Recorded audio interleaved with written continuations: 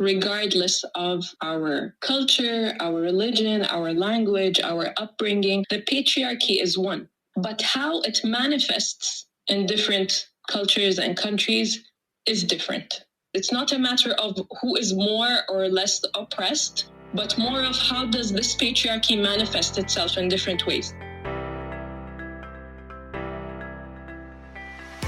Hello, welcome to The Story of Woman, the podcast exploring what a man-made world looks like when we see it through her eyes.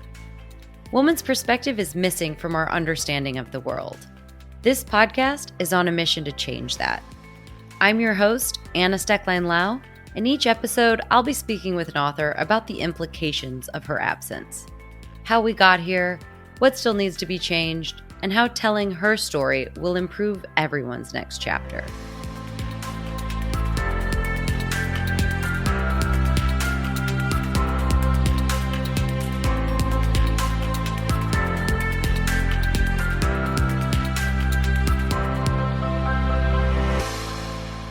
Hello, friends. Thank you for being here. We've got an incredible conversation for you today.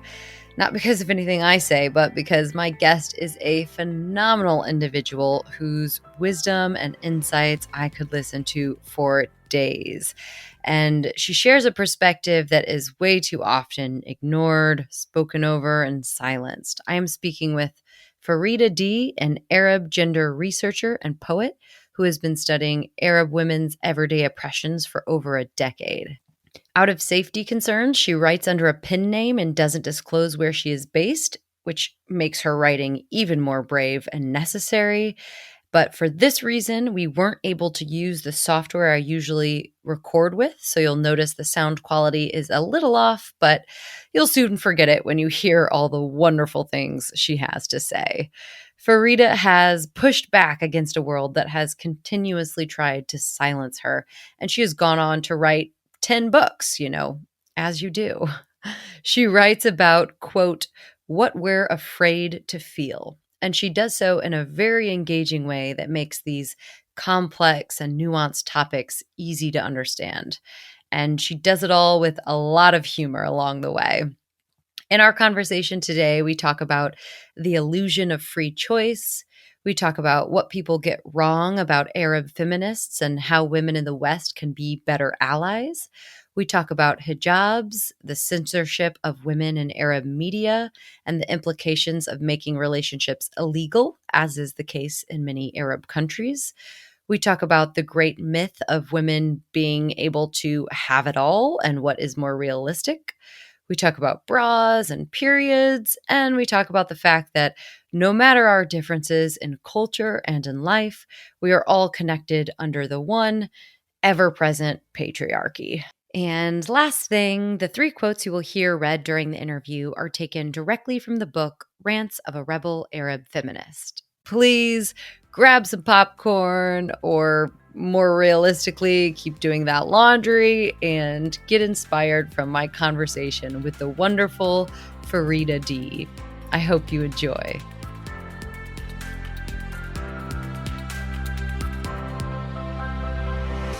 Hi, Farida. Thank you so much for being here today. I'm so excited to speak with you. Hi, Anna. It's so lovely to be here. Thank you for having me. Yeah. So I came across your story in a book that you were featured in, which is also a book featured in this podcast called Today's Wonder Women, Everyday Superheroes Who Are Changing the World. And you started that feature with this sentence. You wrote, I hate silence. You would too if you were forced to wear it over your voice and your body every single day. Silence is not just an absence of sound, it's a lifestyle for Arab women. And you went on to write about how you moved from that place of silence to refusing to be silenced and writing how many books now? How many books have you written? We have 10 now. I have 10 now. 10! You must be quite motivated. Yes. No more silence. No more silence. So can you tell us that story, how you came into feminism and moved from silence to a published author? Well, as I mentioned in the book chapter, it started off as silence. Anything I wanted to talk about or criticize, or things that were kind of like questioning the status quo or the norms that we're used to in our culture or society, I was silenced. Not just by men, but also by women. And I was like in my early 20s, so I was much younger. I started to notice that there are things we are not expected to be talking about or questioning. Even if we know that they're wrong, we should just accept and live the way things are. So basically, I got tired of being silenced. I started writing these thoughts instead of not speaking them out loud, instead of not having a space to speak them and just burying them. I decided to write. So I took a little journal with me and I used to write. Every time something happened, I was in an incident or any situation, or even just a feeling about a certain thing, doesn't necessarily have to be something that happened to me personally. It could be to somebody else that I witnessed or observed. And I'll write down my feelings. I write down these stories. And then this turned 7 years later into a book. Rants of a Rebel Arab Feminist. I was recording all these thoughts for a full 7-year period before I published the book. And when I wanted to publish the book, I was approaching Western publishers, and I was surprised to know that nobody's interested in what's happening with Arab women because it's not relevant to the West. Or I was told as well that I am too aggressive and I need to be more polite in the way I talk about the culture and traditions and things like that, which is again another form of silencing. Mm-hmm. The final publisher I was speaking with was like, I'm going to take this if you tone down your language, like the way you address topics, the way you talk about things, if it's more respective of the culture, I'll take this book. So I was thinking about how can I edit like the entire thing and make it reflect something that would be more acceptable for the publisher. And then I struggled with that because I felt this was a different type of silencing now. I'm going to have to like sugarcoat the things I want to say, or say them in a way that is more acceptable for the world to hear them. But more acceptable does not reflect what is actually happening or what I'm thinking and what I'm feeling. So based on that, my husband actually encouraged me. He was like, why don't you try self-publishing this? Keep your voice the way it is and go self-publish this. And I took his advice, and I wasn't even thinking like this was going to go anywhere. I was just going to try to self-publish this, put it out there. And I wasn't thinking, because I had in the back of my mind still the voices of those publishers, that nobody's interested in the life of an Arab woman in the Middle East. Nobody wants to know. Nobody really cares. How can you make this relevant for the West? How can you make this relevant for Western women? So all these things were still kind of in the back of my mind when I was self-publishing. So I didn't expect any form of success or sales coming out of it. And how has it turned out? Now you're on book number 10. 10 books later. Wow. I totally did not expect that. I started off on social media. I started sharing small bits of thoughts here and there. And the account started to get picked up. I wrote for Asha in her blog, Girl Talk. She was actually one of the first people who noticed me and gave me a space and said, hey, why don't you write for the blog? And I was so excited. And I wrote in the blog. And then I started to focus on my social media. The account got picked up and started to be shared by bigger accounts. One of the first people who shared me was Yana Robinson. I was taking some coaching classes with her. I really look up to her because I read her book and it just fascinated me. And I saw that she had a call for one-to-one coaching, and I was like, I want to talk to this woman. She's amazing. Her book literally changed my life. I want to. What's her book? Her book is This Is for the Women Who Don't Give a Fuck. It's a poetry book. And when I read the first poem, I started crying because it was so intense. It was like speaking to me. It had been such a long time since I read a book that I felt was speaking some deep truth within me that resonated within me. She shared it on her platform. And when she shared it, my account grew from like 127 followers to 2K in like overnight. Wow. It was that quick. Then it started to get picked up by bigger and bigger and bigger pages. And ever since then, celebrity pages and things like that, the page has been shared. So this was like, wow, that's amazing. The power of social media and community. And that is the words and the book that was attempted to be silenced, and it flourished into what it is now. That was one thing that really just blew my mind a little bit when I read that in Ash's book. You know, you said that Western publishers said, although your topic is important, the way you write about it is disrespectful to Arab culture. And I mean, you're speaking out about discrimination and oppression and suffering of women in your culture, and that is labeled too disrespectful to the culture itself. That in of itself exemplifies the weight of the problem and whose voices matter most. And but also good for you for refusing to be silenced. And just as it says a lot about the system we are up against, it says a lot about you. So I'm so happy that you were able to break through and refuse to be silenced. And we're all going to be better off because of it. Thank you. So there was a really great TED Talk by Nadine Neighbor, which I recommend everyone watch, and I'll put in the show notes. But it was called Arab Feminism is Not an Oxymoron. And she talks about how the stereotypical understandings of both Arab culture and feminism, at least in the West, leads people to believe that Arab feminism is an oxymoron. And her whole talk debunks this misconception. But I want to put that question to you. How would you describe Arab feminism to people who might think this way or maybe just don't know what it is? Okay, so I would say the patriarchy is one, regardless of our culture, our religion, our language, our upbringing. The patriarchy is one. But how it manifests in different cultures and countries is different. The stereotype is that like we're more oppressed or women in the West are better off than women in the East. It's not a matter of who is more or less oppressed, but more of how does this patriarchy manifest itself in different ways. And Arab feminism would treat, let's say, or try to deal with the patriarchy that is the way it manifests in Arab countries. This is how I see it. Like, I don't see like we have different things, but I see it more like a spectrum, more like oppression is a spectrum, and we're all fighting the same thing. Yeah. So I struggle with terms like this is just white feminism or Arab feminism or intersectional feminism. Yes, it's trying to deal with different manifestations of patriarchy, but at the end of the day, we're all dealing with the same patriarchy. The patriarchy is one. That rang very true to me in reading your book. I'm a white American living in the UK, and my life experiences are undoubtedly quite different in a lot of ways from yours and other Arab women. But in reading your book, I was continuously struck by how similar our problems were and how they have been shaped by, as you say, the same forces, the same power structures.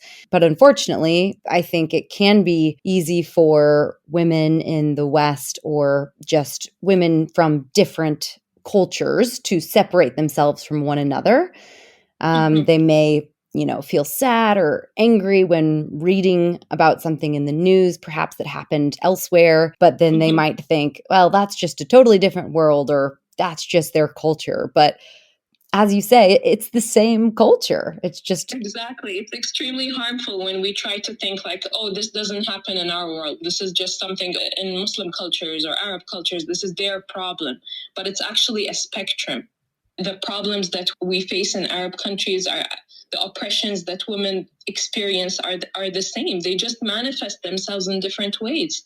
If in Western culture, women were forced, for example, to reveal their bodies, and women in the Middle East were forced to cover their bodies. In both of those situations, there is force. There is a pressure. There might be a pressure in the West for a movement where cool or fashionable clothing is defined as more like revealing sexy clothing. But the pressure in the East is more like cover yourself up, cover your body.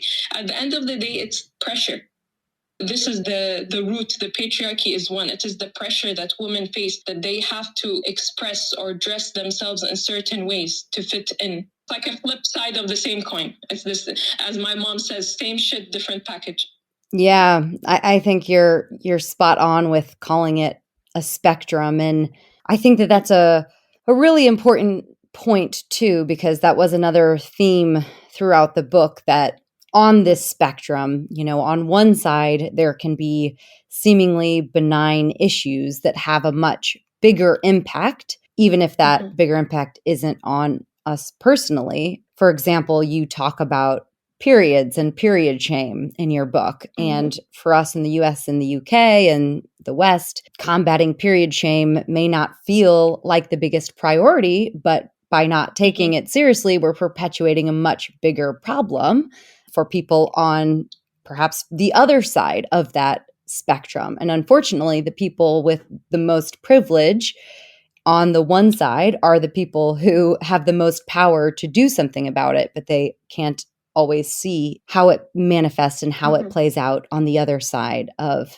that continuum. So you've kind of touched on this already, but what do people get wrong about Arab women? And what would you like to communicate, or how can Western specifically, but I guess all people, be better allies to Arab women? So, how to be better allies? I think to give space instead of to speak over. Like, for example, you will see a lot of Western or white feminism, whatever you want to call it, being like so supportive of hijab, for example. Women supporting women's right to wear hijab and things like that. When I see posts like that, for example, on social media, I'm surprised at how there is a lack of information or a misinformation about how it is portrayed like it's a personal choice. Yeah. I'm trying to find the right words here because this is something that frustrates me when I see it. Yes, I want to support women in their choice of wearing hijab, but I don't want to see Western feminism that has no idea what it's like to be an Arab woman or a Muslim woman and to be brought up in a culture where you are told that this is the right way and this is what you should do.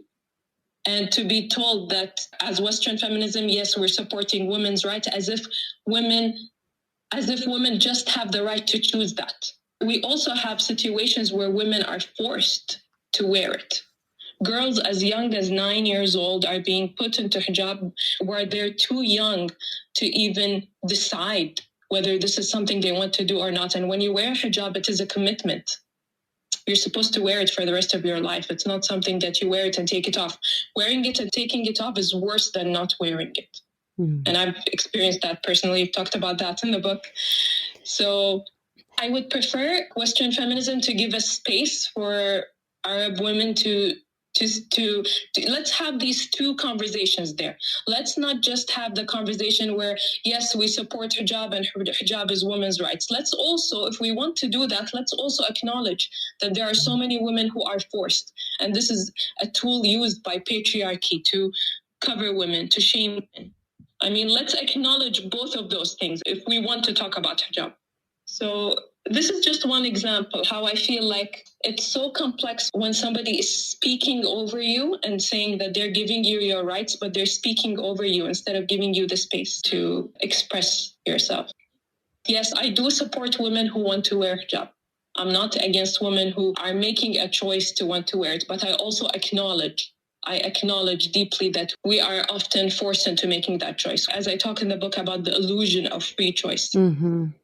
There are countries where it is required by law for Muslim women to wear the hijab, but there are countries where it is a choice. But I'm using that word very loosely because what is choice when you are brought up that this is the thing you should do?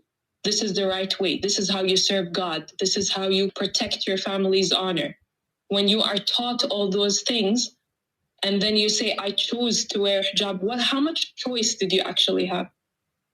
So, I mean, I respect women who would, because I was once there, so I understand it so much because I've lived in the two sides, you know? I've lived in the side where I made the choice. Nobody forced me. I'm going to talk about myself and tell you, nobody came to me and said, you have to wear a hijab. Nobody did.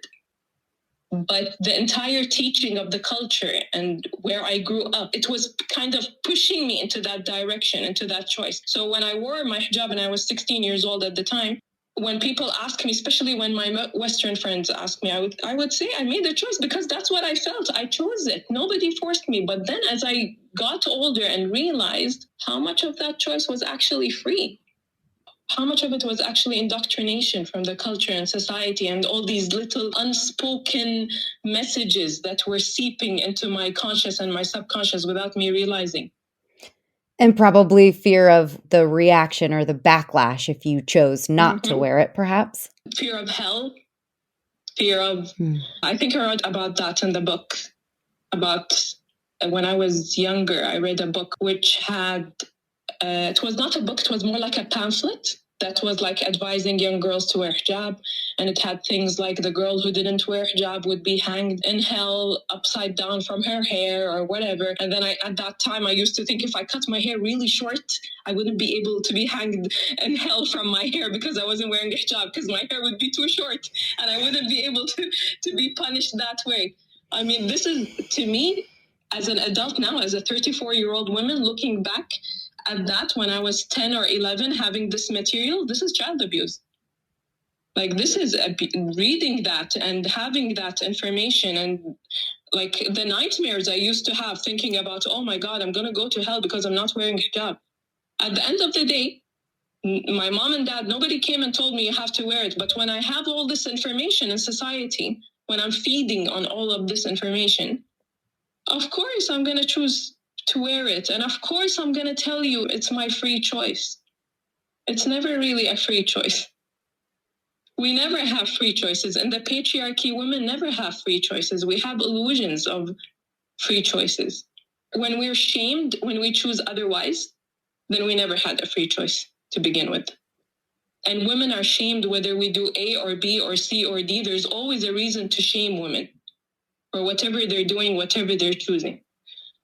So it's best to be like educated, to be knowledgeable, to be aware of what's happening. And then I'm going to use the term so loosely, like make a choice between all those different, between all the education you have. Then you can say, I made a choice and I'm aware where this choice comes from, but I still want to choose this or that or this or that.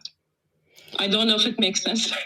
It makes complete sense. And, you know, I was thinking about, you talk about the book you read, and not just the book, but all of the analogies that you have. I was blown away. I've written some down here. If you leave a hot steak on your plate without covering it, the meat will get cold. If a piece of candy is left without a wrapper, ants will eat it. A diamond hidden inside a safe box keeps the burglars away. I mean, it just goes on. And how many analogies are there for men's clothing choices? None whatsoever. But as you pointed out, the men are in those analogies. They're just the hungry meat eaters, the insects, and the burglars. They're these dangerous creatures with uncontrollable urges. Yes, and I think when we portray men that way, we also excuse them when they behave like that. It's not just like insulting them, but it's also excusing them. So that when a man acts upon these things, oh, it's just his natural urge. He just has these natural urges. It's not his fault. That's the way men are. Boys will be boys, you know? So it doesn't help anybody. Which, not to mention, is quite dehumanizing for men to, you know, portray them as these wild creatures who can't control themselves. I mean, you said in the book, this is a great point. You said, you know, we are taught that men are leaders and protectors of the household. They are breadwinners. They run businesses and rule countries. And yet when it comes to sex, suddenly men are so weak and women are stronger, essentially saying that sexual control for a man is more difficult than running a country. Yes. Yes. I mean, it doesn't make sense. It is victim blaming. The only logic I can use to explain this is to have a way to victim blame women for what men do to them. That's the only explanation, because if men are capable to be in control, to rule the world, to rule all these countries and governments, and to be leading all these religions, if men have the control to do all that, but they have no control when they see the body of a woman, the only explanation for this is victim blaming. The only person left that they can blame, yeah. Yeah. You mentioned Nawal al-Saadawi. Yes. I hope I said that right. Leading Egyptian feminist who asked, why should women cover their bodies instead of men blindfolding their eyes? And people laughed at that idea, but it's so true. I mean, how is that any more ridiculous than expecting a woman to cover her entire body for the rest of her life? And the fact that people laugh at that question just shows you how much we've internalized and normalized that women should take the blame. Women should be covered. It's like so normal.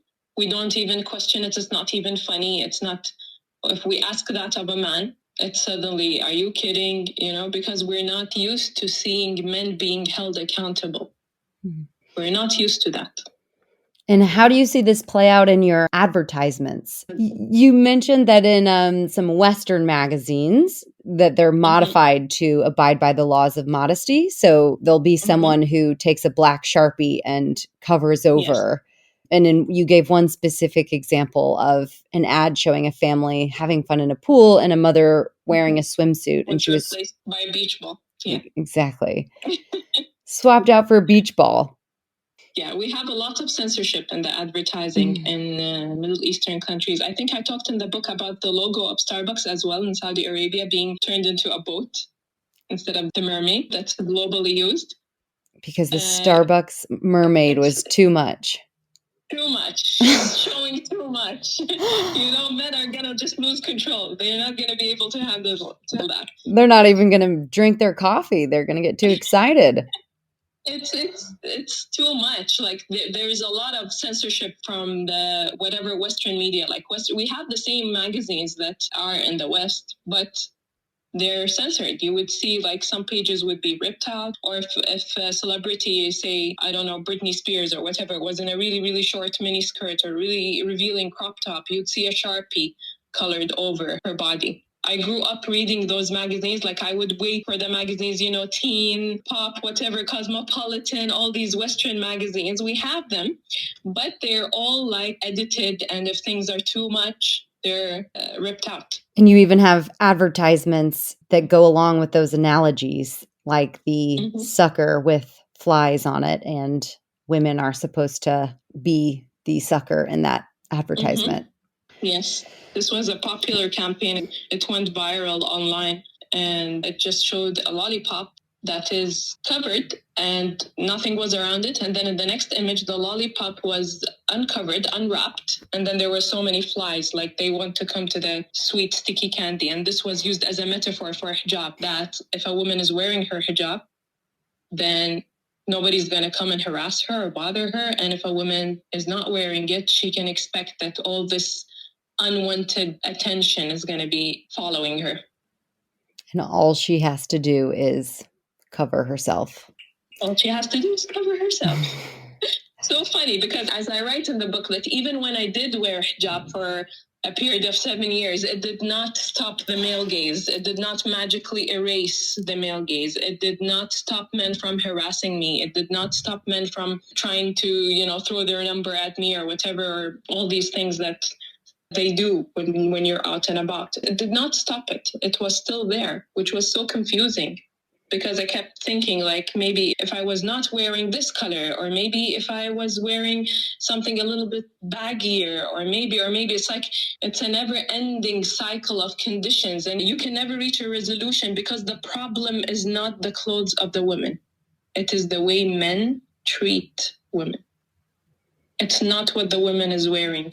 It is the fact that this is a woman and a woman's body, no matter what it's wearing, even if it's wearing a tent on top of it.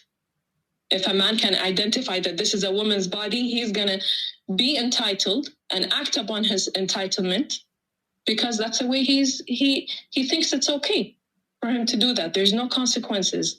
This is fine. This is normal. These are his urges. He is the ant, and he is the whatever, all those metaphors that we were talking about, the burglar and the fly. He excuses himself. Yeah. And you talk about marriage, speaking of how all of these issues are interlinked and how seemingly small grievances are part of a bigger problem. In another episode, I speak with an author who writes about wedding traditions, mostly through a Western lens. And we talk about how traditions we see in the West, and you mentioned this in your book, a dad walking his daughter down the aisle and giving her away, for example, that these are rooted in these deeper problematic practices that exist elsewhere in the world. And in your book, you talk about how in the Arab world, this is much more literal. You compare marriage to a property transfer in a business deal. What was the process of marriage like for you? And Is that a typical experience for women getting married in your community? Yes, this is a typical experience where let's say the mullah or the religious person who's marrying the couple would read out some statements that the woman is supposed to repeat or either say, I agree in the end, that she agrees to them. And then the contract is signed. I call it a contract. I'm not sure what you would call it. Like the marriage contract is signed between the father usually and the husband. And I was made to repeat statements that this is common practice and this is normal. But I never really listened to them before. So I was shocked when he asked me to say, I am marrying you based on the bride price paid. I paused there. I was like, shit, no, I'm not going to say that. I paused. And my mom was like looking at me, come on. And I'm like, no, I'm hearing this for the first time, literally. How come I never noticed this before? Is this so like normalized that we don't notice this? Only when I'm put in the hot seat that I actually realized, what the hell am I being made to say? So I still feel like this was a big betrayal to myself.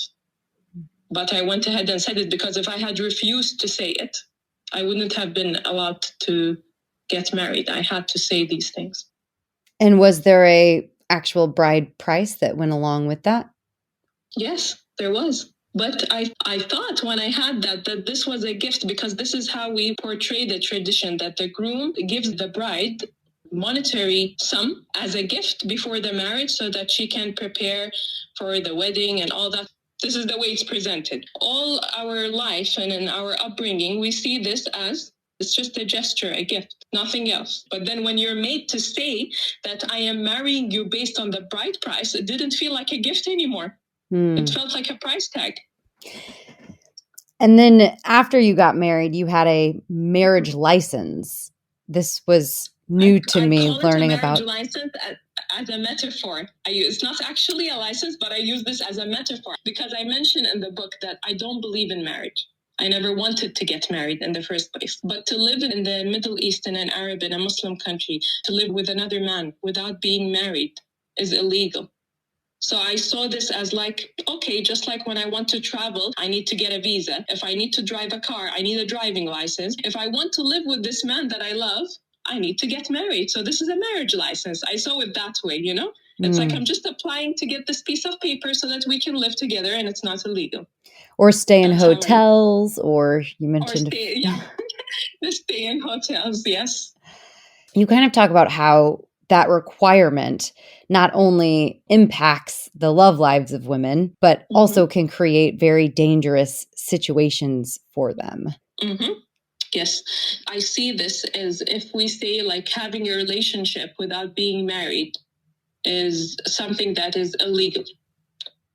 Any kind of relationship or romantic relationship. Romantic relationship, yeah, that's what I'm talking about specifically. Any kind of romantic heterosexual relationships, because getting into even talking about like non-heterosexual relationships, this is an even worse punishment, considered an even worse crime, unfortunately, in Arab countries and societies. So having any form of romantic relationship without being married is considered illegal. But this is not going to stop those relationships from happening because we're human and we have feelings. I'm going to have a crush on this cute boy and he's going to have a crush on me and we're going to want to do something and we're going to, we're humans. We have feelings at the end of the day, no matter how much the culture and society tries to pull those things and shame us and to rip them out of us, we still have them. So when we make those things illegal, what we do is we push young people, especially young teenagers, when they're in the middle of discovering about their sexualities and all that, we push them underground because they don't want to be caught doing something illegal. So what they end up doing is doing these things, dating and whatever, and meeting up with their boyfriends or girlfriends in secret places where they're not going to get caught. And what happens when a woman wants to date, but the only way she can date is in secret places? It creates a space where abuse is not even something that is spoken about. It's not even something she can go and report. Should she be dating someone that decides to violate her, to rape her, to do whatever? How can she go and report this when in the first place, what she was doing is considered illegal? What they were doing was considered illegal. She would be too scared to go report this. How can I go report and say, my boyfriend raped me? How can I go to the police and say that? Because their first question will be, why do you have a boyfriend? Now you are the criminal. So what this is doing, making those relationships illegal, is actually helping violence against women. It's aiding violence against women. It's aiding those things happening undercover, secretly. There are so many stories, horror stories of women having to, going through all those things silently because they're scared. They're scared of reporting it. They didn't get lucky. And I'm using this loosely. Like, they didn't get lucky. The boy they met was not good. He said he was good, but he's not good. And now look what happened. You know? There are so many stories of rape, abuse, underground abortions, things like that, which even put women at further risk, further harm. So the point is, when we make those relationships illegal, at the end of the day, the harm is on women. Women are paying the price for this law. It is not easy to exist in a body that is constantly scrutinised, monitored, regulated, objectified and sexualised. To have laws created by men that govern your limbs and then have those same men violate them. To have the burden of an entire family's honour between the folds of your skin, summed up as nothing more than your hymen. To be seen as nothing more and nothing less than the body you live in. To become a prisoner inside a body that is yours, but one that you will ultimately never own. The issues that you focus on are everyday inequalities, and you call them everyday oppressions, the cultural and traditional framework that women are expected to abide by. Can you tell us what is an everyday oppression and why is that your focus? The everyday oppressions are the things we barely even notice. Things like the way we dress, for example, having curfews, when we feel safe going out, when we feel we should be back home, any beauty standards, diet culture, makeup, all these things that we kind of do every day without realizing the machines or the engines behind them that drive them. I call these the everyday oppressions, the things we barely talk about, the things we've normalized, like we don't see anything wrong with them.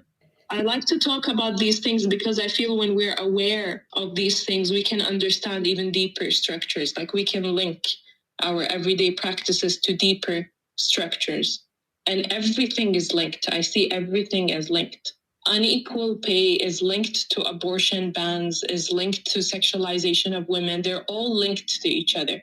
When you're viewing women as objects, that is why you give them unequal pay to men. You don't see that the work they provide, the labor they provide, is as valuable or worthy as men. They get unequal pay.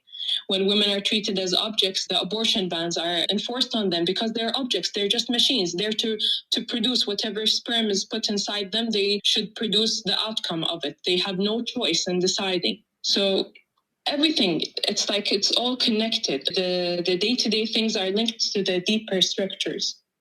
It's linked, and I feel like it helps you identify how far we still have to go, because I think it can be easy for some people, particularly people who might not personally experience injustices, or they might not see them or think about them, to think that, you know, feminism isn't for them, or that we are in a post-feminist society because it's all shaped by their own perspective. And, you know, you talk about how legal rights have been gained, but mindsets have not shifted. And if you step outside that cultural and traditional framework, those everyday oppressions that you mention, or if you demand more than that, you're labeled a feminist, and not in a good way. In your book, you say, you know, women choose to stay home even though they aren't legally required, because childcare is still constructed as primarily the duty of the woman. And I would also add to that, you know, the gender pay gap.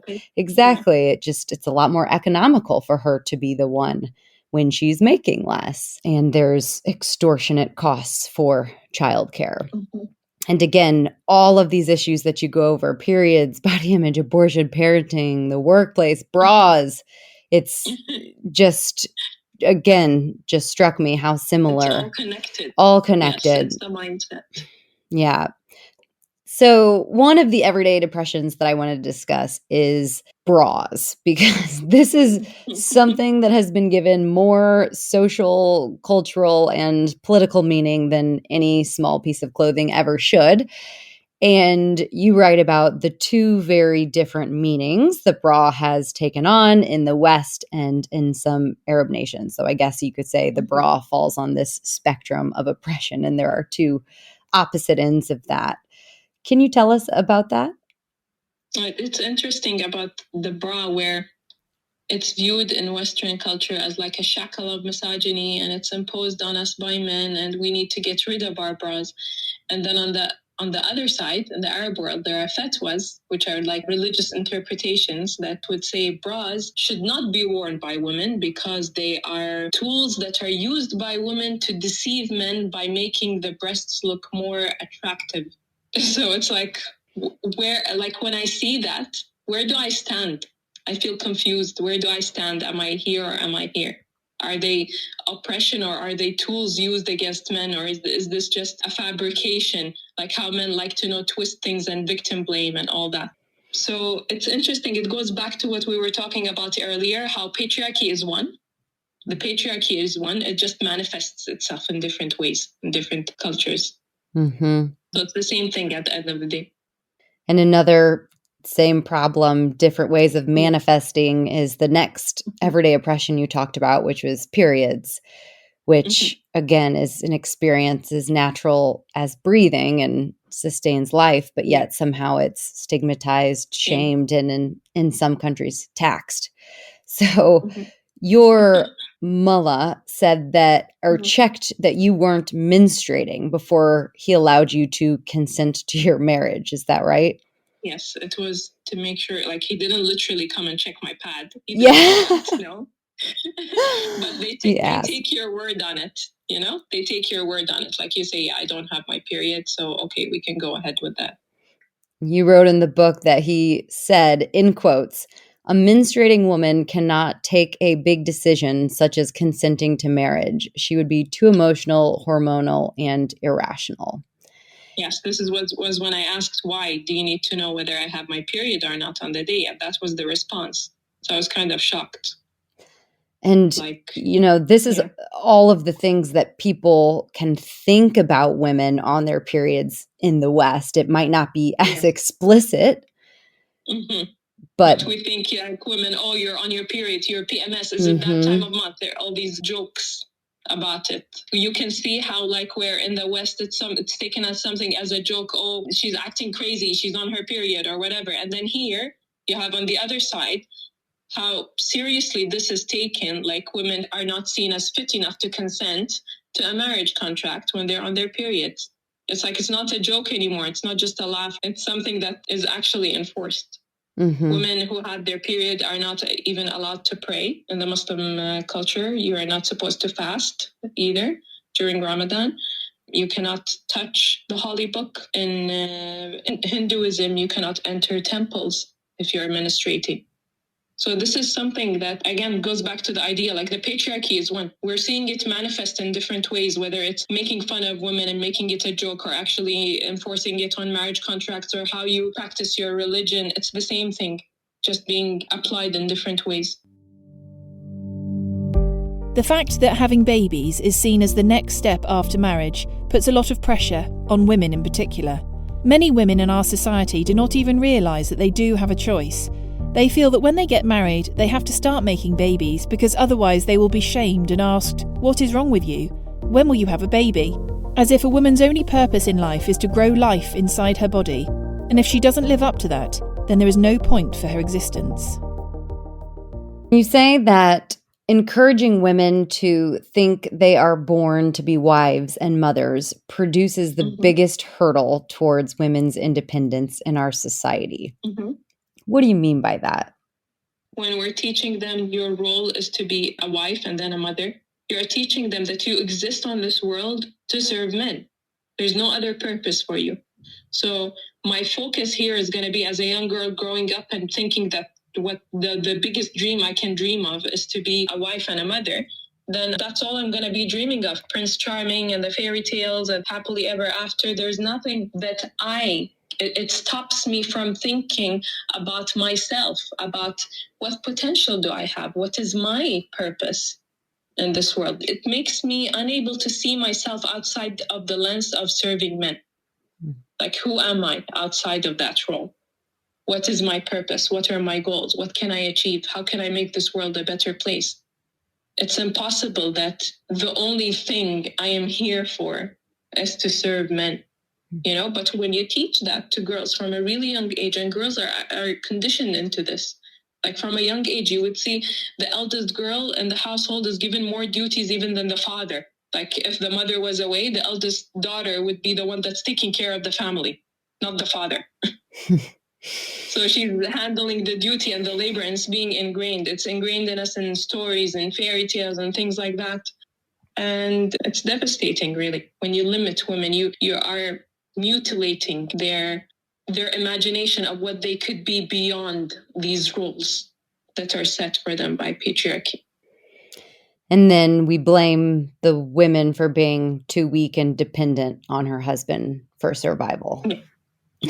Because if that's what she was taught her whole life, how can she be anything else? How can I blame her for not seeing anything else when that was what she was taught as the truth, as the way, as the correct thing, the right thing? I cannot blame her in the end. I cannot say she's too weak. Why didn't she step out of it? She was taught this is normal all her life. It is not easy to unlearn this and see this when you're so ingrained into it. It takes a lot. And so many of us never see it. We live our entire lives and we don't see it at all. Yep. We don't see that system, that invisible system at play. And some women would even defend that system. They'd act like soldiers for the system. They'd defend it. They would be against feminism. They would say feminism is just ruining society. Feminism is, I'm not a man hater. I like to put on makeup. Why should I, all these things that make no sense, because that's not what feminism is about. It's not about don't put makeup and hate and go hate men. This is not what the fight is for. So women can be victims of patriarchy, and they can defend patriarchy as victims of patriarchy. They don't really know what they're doing. It's just so internalized that it's normal for them. What they're doing is normal. I don't blame them.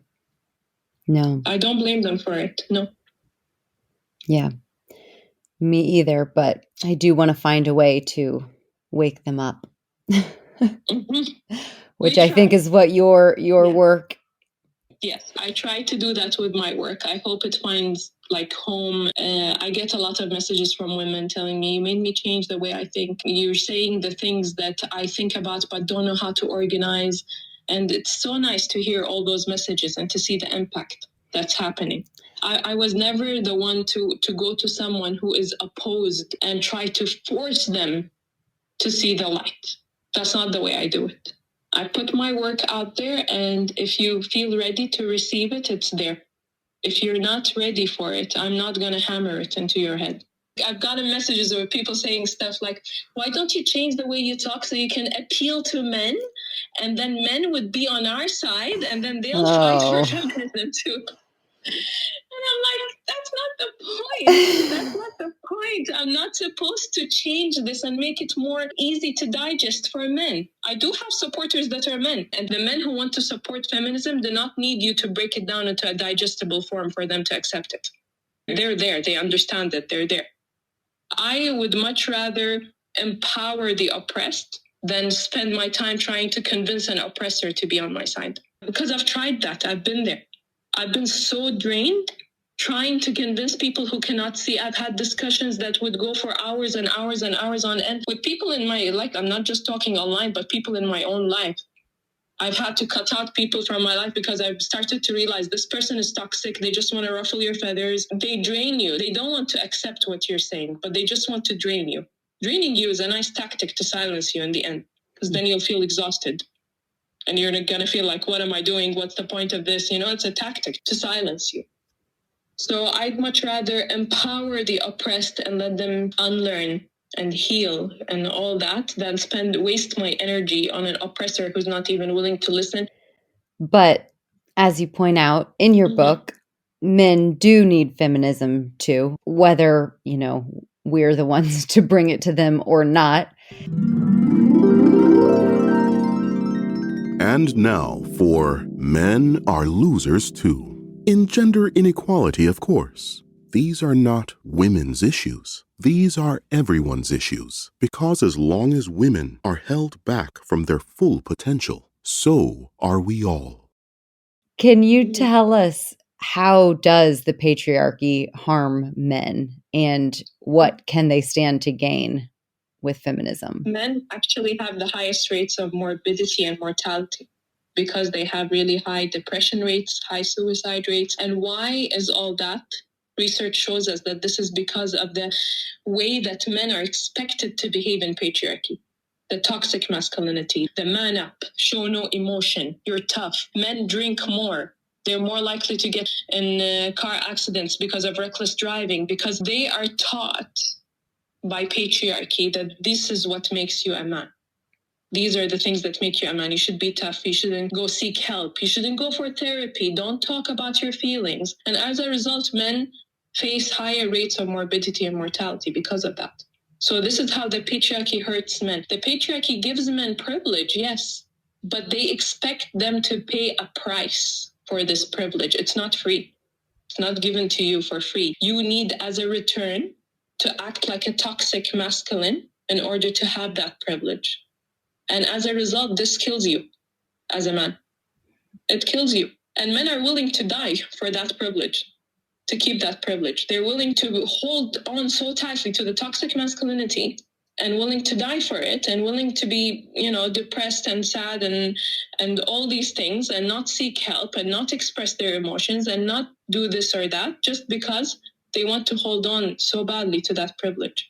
So feminism helps everybody because when we're freeing women from toxic masculinity, when we're fighting toxic masculinity, we also free men from it at the same time. So this is how I see feminism as helping everybody. Absolutely.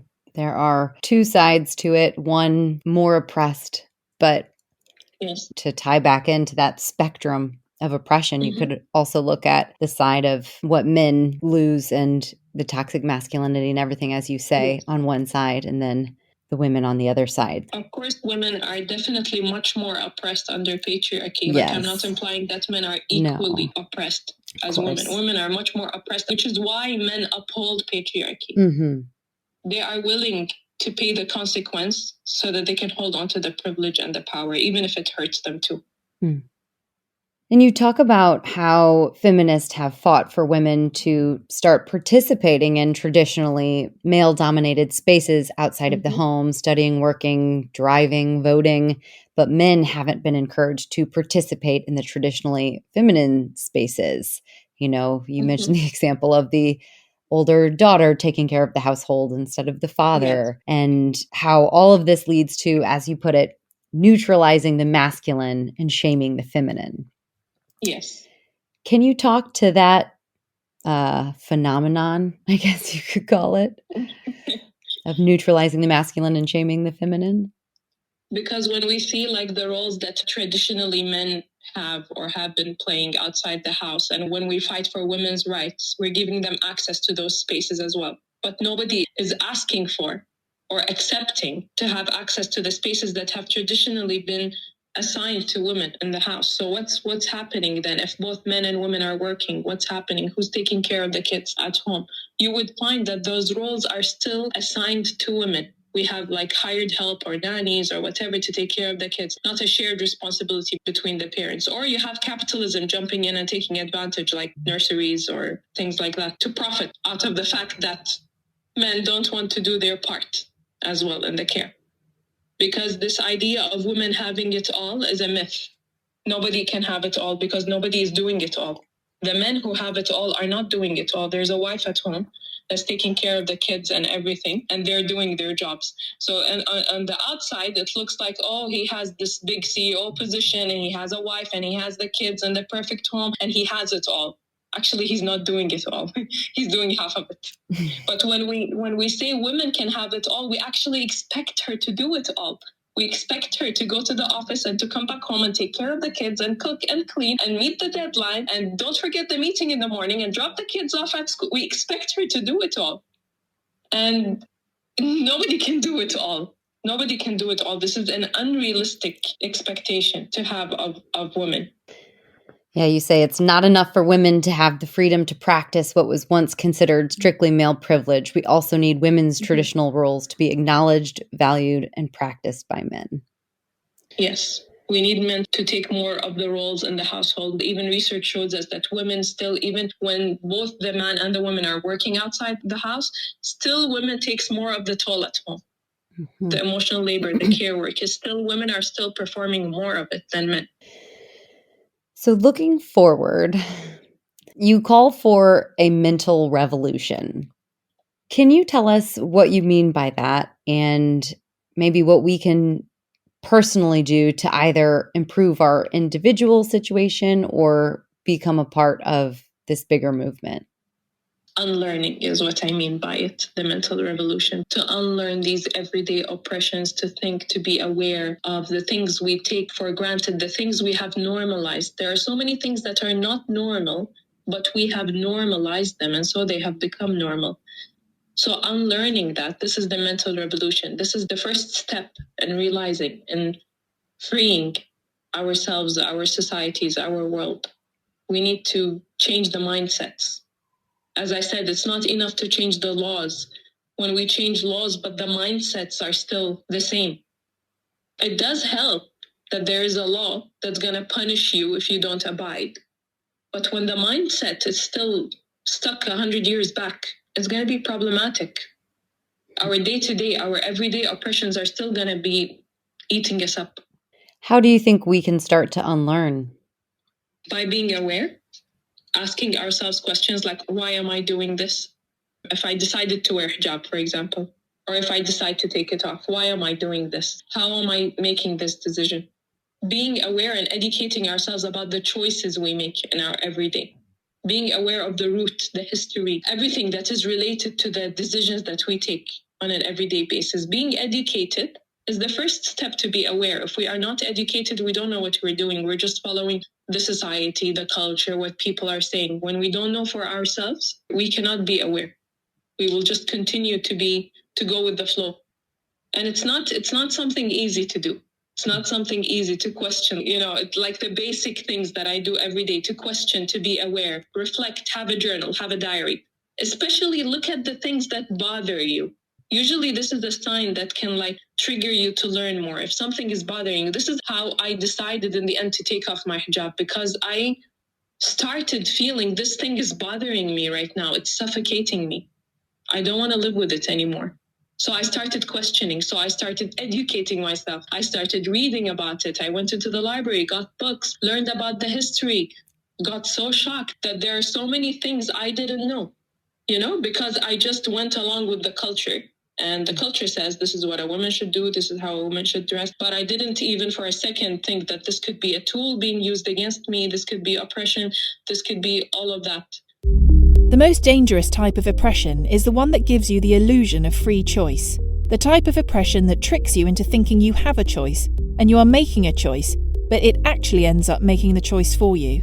This type of oppression doesn't lead you to fight for your rights because you think you have them already, and you think it is your fault when you make the wrong choice. I know you aren't the only Arab woman fighting this good fight. So are there any people or organizations you want to call out who are doing great work as well? Gosh, there are so many. There are so many. I don't want to say someone and then I miss out some people. But there are so many women, especially now with social media opening up this whole entire landscape where so many silenced voices are out there speaking and sharing. And wow, it's you can learn so much from social media right now, more than you can learn in school, I believe. So many things you can get exposed to, and the voices that you do not hear in the classroom. Even who teaches us these things? Who are the teachers? Who are the ones telling us the stories? Because it matters who is telling you the story. They will tell it from their perspective. So we have a lot of voices that never had the privilege or the opportunity to be in a classroom, to be in a book, to be in a story, to be in history. There are so many of those voices that have been silenced, but now with social media are finding a way to speak.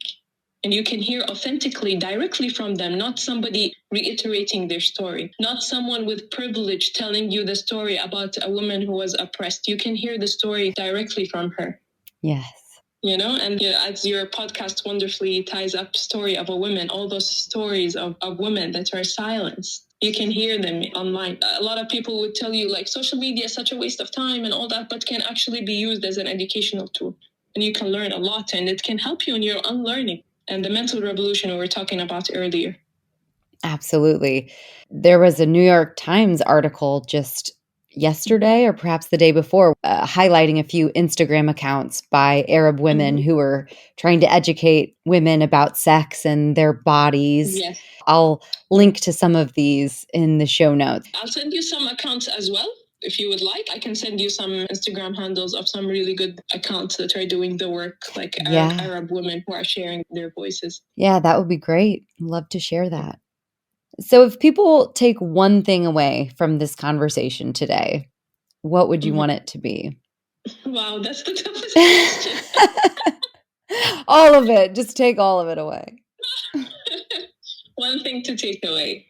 Or a couple things, It's not strict. I would like people to take away the fact that healing is something that is so underrated. When we become educated, we become aware, we unlearn, we heal. When we heal ourselves, we heal an entire generational line because you break the cycle. This is how you break the generational trauma cycles. And you might think, like, I'm just one person doing one small thing. It doesn't matter. It's not going to make it. But it does, because we're all part of a big picture together. If you think of us all as like small pieces of a jigsaw puzzle, and if every one of us does their part, it adds up to the big picture and it makes the big picture. So that's what I would like people to take away. Like, no matter how small the step you take it. Do something, one thing, for yourself, for someone else. Educate, unlearn, heal yourself. Stand up against violence, speak out for people. If you have the privilege, you have the more privilege, then speak out, defend people. Speak out for oppressed communities, speak out for oppressed minorities, especially when you have the platform to speak, especially when you have the privilege to speak. So yes, every little step counts. I think I would say that's the thing I want people to take. Every little step counts, and we can all make a difference in our own ways. Oh, might be a hard question, but a fantastic answer. Thank you.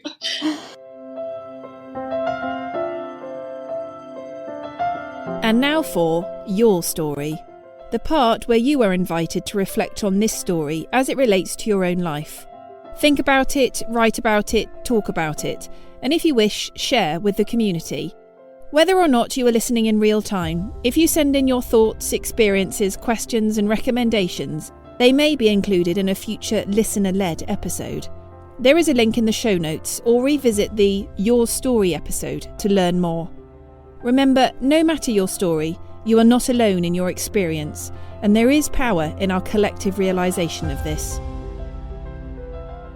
As listeners come away from this hour with you, are there any questions that you want to put forth to them? I know you end almost all of your pages, your rants in the book with a question. So that's a great way, I think, also just reading your book to start asking yourself questions. I loved that about the book. It makes you think and reflect. So you obviously can't. Actually, not in the first edition, so I'm glad you like that. That's something new I added in the second edition of the book.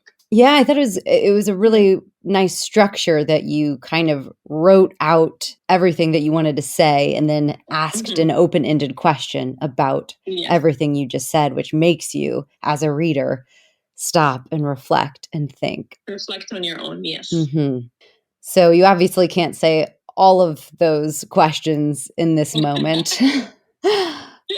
But are there any questions that you would like to put forth for people to reflect on? I would say getting in the habit of asking ourselves, where do you feel trapped? What is trapping you? Is it something in your control to break free or not? It's a burden that the patriarchy places on us, especially as women and oppressed, marginalized communities, that we have to do the work of the unlearning.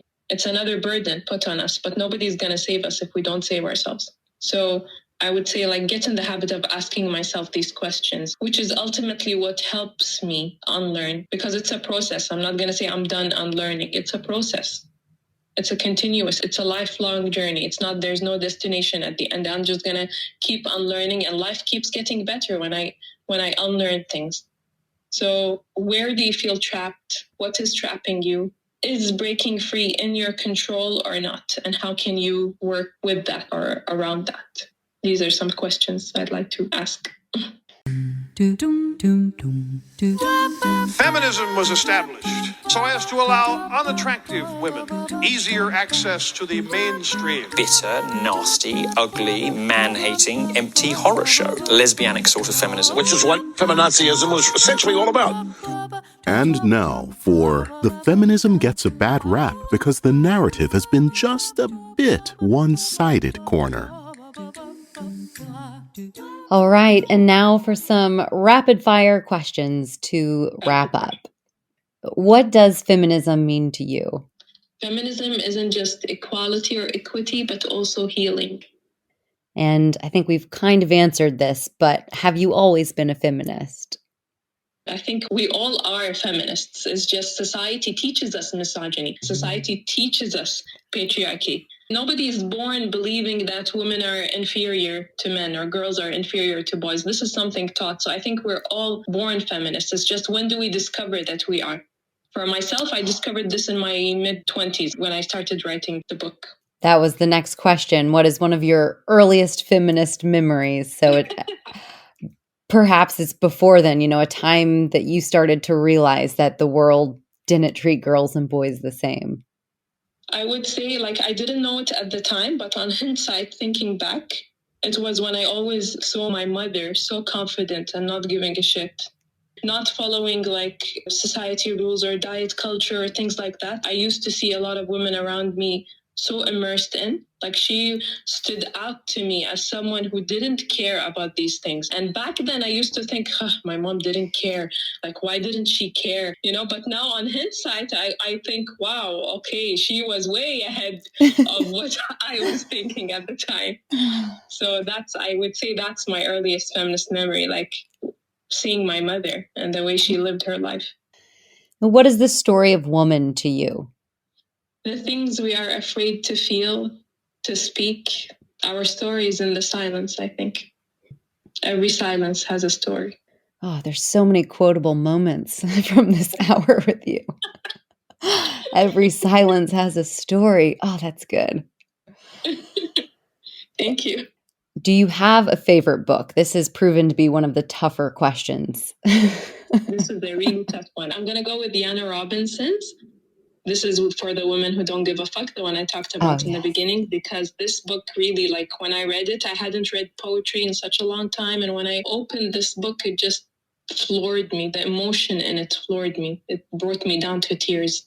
So I still go back to that book. I still visit it. Whenever I'm feeling down, I pick up the book and it picks me up again. So all-time favorite, I would say. Who should I make sure to have on the podcast? And it's okay to be aspirational. I wanted to say Asha, but you said in the beginning that you've already done an interview with her. Oh, yeah. So I'm gonna go with Yana. I'm gonna say have Yana on the story because she has a lot to tell and she's amazing. And she's a really good storyteller. And what are you working on now? Another book? Book number 11?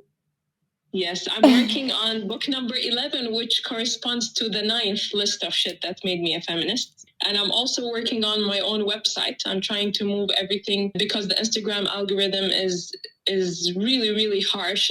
Last time I was censored and my account was frozen. I was put on hold just for saying fucking men in the comment. I said, fuck those fucking men in a response to a comment about male violence. And then my account was frozen and censored, and I had to report problem. And I'm still waiting for them to review this comment that I said, like why they erased that comment and froze my account and put me on a ban because of that comment. So yeah, what I'm doing right now is trying to move on to building a community on my website, figuring out how I'm going to run this, because I know that people love social media and people are on social media. It's going to be a difficult thing to do, but I'm doing my best to navigate with that right now. Well, that leads nicely to the where can we find you? Right now, I'm on Twitter too, but I mostly use Instagram. I'm not very active on Twitter, but I'm trying to move out of both of those and into my website slowly, making a slow transition. And what's the name of those? And I'll put them in the show notes as well. So the website is faridad.com, and the Twitter is at farida.d.author. Sorry, did I say Twitter? That's the Instagram. Oh, yeah. Okay. I said Twitter. Okay. Yes, that's the Instagram. And then the Twitter is at Farida_D_author. Amazing. Farida, thank you so much for your time. It has been an absolute pleasure. I loved talking with you. Thank you so much for being such a good listener and for all these amazing questions and for holding space and giving space for my voice. Thank you so much for that. Absolutely. Keep taking up space, as your email signature says, which I love. Take up space. Take up space. Thanks for listening. The Story of Woman is a one-woman operation with some editing help from Claire Mansell and voiceovers done by Jenny Sedborough. If you enjoyed this episode, there are a few small things that you can do that make a big difference in helping other people find the podcast and allowing me to continue putting out new episodes. You can subscribe, leave a review, share with a friend, follow on social, buy me a coffee. Not literally, this is the name of the platform to raise production funds, but hey, I'd grab a coffee as well. Or head to the website and check out the bookstore filled with hundreds of books like this one. If you purchase any book through the links on the website, you support this podcast and local bookstores. So feel free to do all your shopping there. All of these options are in the show notes, and anything you can do is very much appreciated and makes a big difference in elevating women from the footnotes of history to the main narrative.